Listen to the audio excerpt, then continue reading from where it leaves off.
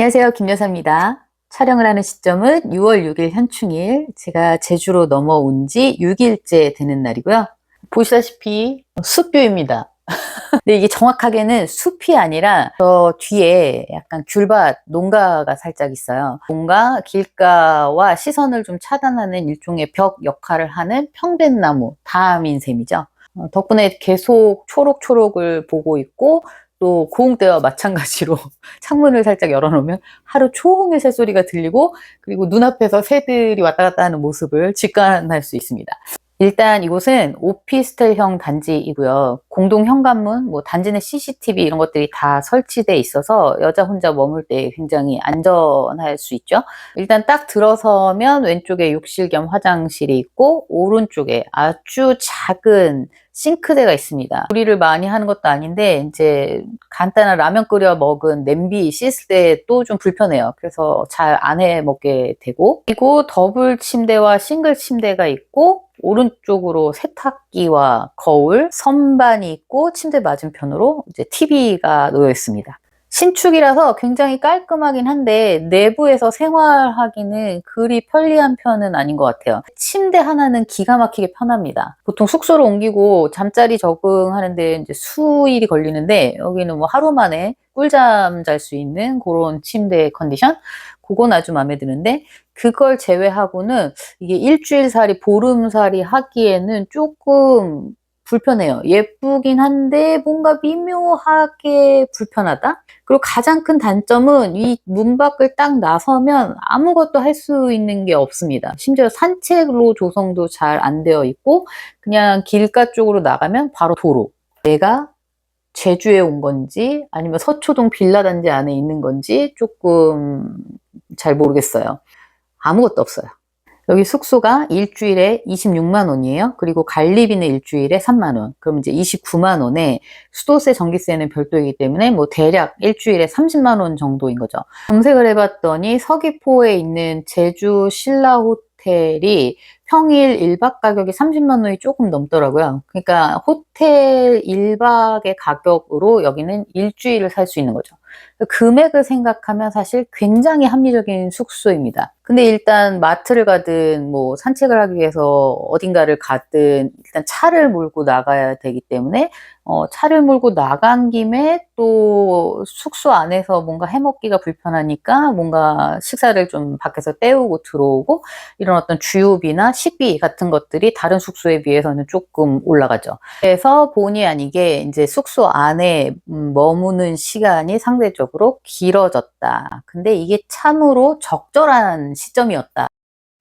매일의 작은 수익에 취해, 그리고 유랑하는 어떤 설레임에 좀 취해가지고 이 상황의 심각성을 조금 제대로 인지하지 못하고 있었던 것 같아요. 근데 진짜 5월 중순경부터 조금 심각성을 많이 느끼게 됐고, 그래서 다시 조금 시작하는 마음으로 기본기부터 좀 갖춰야겠다, 이런 결심을 드디어 하게 됐습니다. 굉장히 상징적인데, 제가 6개월 이상 꾸준히 거의 일상의 일부라고 할 수 있을 만큼 굉장히 활발하게 참여하고 있었던 오픈 카톡방을 잠시 나왔습니다. 이제 멤버들에게 양해를 구하고 나오긴 했는데, 조금 이렇게 면벽 수련 비슷한 나만의 시간에 좀 집중을 해보고자 하는 어떤 결심의 이제 첫 번째 행동이었고, 주식을 하면서 굉장히 많이 의지하고 근거를 삼았던 곳이기 때문에 좀 많이 상실감도 느껴지고 좀 그립기도 하고 어색하고 좀 그런 시간들이 한 며칠 흘렀죠. 만약에 주식이 계속 소소하게 수익이 잘 나고 별 어려움 없이 흘러가고 있었으면, 저는 기초 공부, 차트라거나 추세라거나 기준봉, 기준마디 이런 것들, 아주 기초라고 하는 것들에 대해서 공부를 해야겠다는 필요성을 별로 못 느꼈을 것 같은데, 이게 전화위복이라고 생각해요. 언젠가 어느 시점엔가는 했어야 되는 일이 이렇게 딱 숙소에 가둬져 있을 수밖에 없는 이 시점과 딱 맞물리면서, 그래, 지금이야, 한번 해보자. 그래서 밤마다, 이상하게 밤과 새벽에 공부가 잘 되죠. 밤마다 이 작은 테이블에 앉아서 공부를 하고 있습니다. 좀 재밌는 거는 이게 이론부터 들어갔으면 뭔 소린지 바로바로 이해가 안 됐을 수도 있는데 그래도 그간에 이제 거래 경험이 좀 쌓여 있으니까 뭔가 설명이 딱 들어왔을 때 거래했던 그 매매 기억들과 접목이 좀 되면서 아, 그때 그런 식으로 진입하고 그렇게 수익이 났던 게 이런 원리 때문이었구나. 뭔가 이렇게 깨달음이 조금 더 빠르게 들어오는 장점은 있는 것 같습니다. 저는 이렇게 밤에는 공부하고 낮에는 장 끝나면 뭐 하루에 한 곳 정도씩 산책, 좀 걸을 수 있는 곳들 찾아다니고 있는데 돈네코도 한번 갔다 왔고 이제 소로름, 숙소에서 한 8분 정도 거리에 있는 소로름도 한번 갔다 왔습니다. 처음에 갔을 때 이 오름의 특징도 모르고 어느 정도의 높이인지도 모르고 아무런 정보가 없잖아요. 심지어 보통 이정표에는 정상까지 몇 미터 뭐 이런 것들이 쓰여 있는데 이 소로름 같은 경우에는 이정표에 그런 게 쓰여 있지가 않더라고요. 그래서 한참을 올랐는데 진짜 한 100번은 더 생각했던 것 같아요. 그만 갈까? 그만 오를까?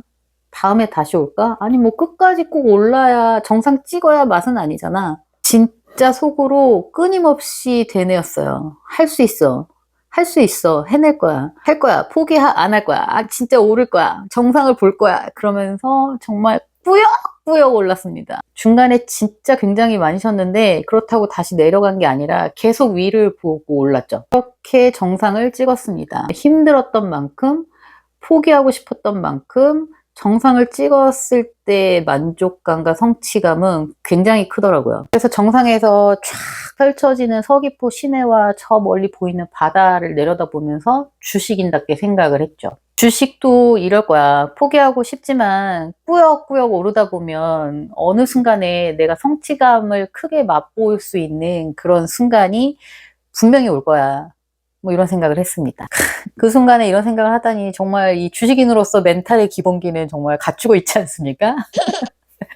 제가 근 일주일 동안 주변에 아무것도 없다고 굉장히 투덜거리고 있었는데 그냥 도로라도 좀 걸어야겠다 싶어가지고 그냥 일단 문 밖을 나서서 건너 마을 안쪽으로 들어가는 어떤 되게 생뚱맞은 이정표가 보이는 거예요. 근데 그냥 한번 들어서 봤더니 세상에나 귤밭 가득 이어지는 정말 제주 시골 마을 같은 길들이 그쪽에 숨어 있더라고요. 정말 제 얼굴만한 수국이 주렁주렁 달려있는 예쁜 수국나무들도 엄청 많이 보이고 그리고 돌담길을 따라서 귤밭들이 쭉 펼쳐지고 저 너머에 한라산이 보이고 그런 되게 보석 같은 길을 발견했습니다. 그 길로 들어서서 그 마을길을 발견하지 않았다면 아마 이 숙소는 저에게 최악의 기억으로 남아 있었겠죠? 그렇게 발견한 길 하나 덕분에 이 숙소에 대한 기억이 조금은 괜찮게 남겨질 것만 같습니다. 근데 그 기억과 그 상황을 긍정적으로 변화시킨 건 그 길로 들어서겠다고 생각한 나의 선택 때문이었던 거죠. 아, 잘했어, 내 자신.